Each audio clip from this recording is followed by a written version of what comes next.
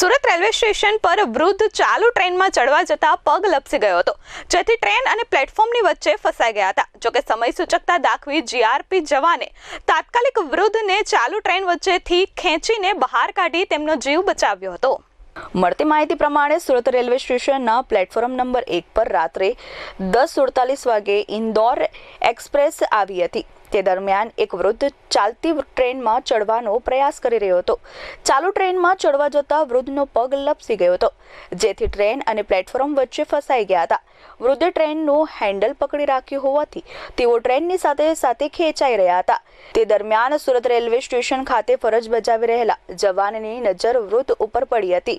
તાત્કાલિક સમય સૂચકતા વાપરીને સુરત રેલવે પોલીસના જવાન ગુલાબસિંહ મનસુખભાઈએ વૃદ્ધને ટ્રેન અને પ્લેટફોર્મ વચ્ચે ખેંચી લીધા હતા। આ દરમિયાન અન્ય લોકો પણ દોડી આવ્યા હતા અને વૃદ્ધને સ્વસ્થ કરવામાં મદદરૂપ થયા હતા। વૃદ્ધ સ્વસ્થ થતા તેમને ટ્રેનમાં બેસાડી રવાના કરવામાં આવ્યા હતા। જોકે સુરત રેલવે પોલીસના જવાન દ્વારા કરવામાં આવેલી કામગીરીની ઘટના સીસીટીવીમાં પણ કેદ થઈ જવા પામી છે। Bureau report S24 news Surat.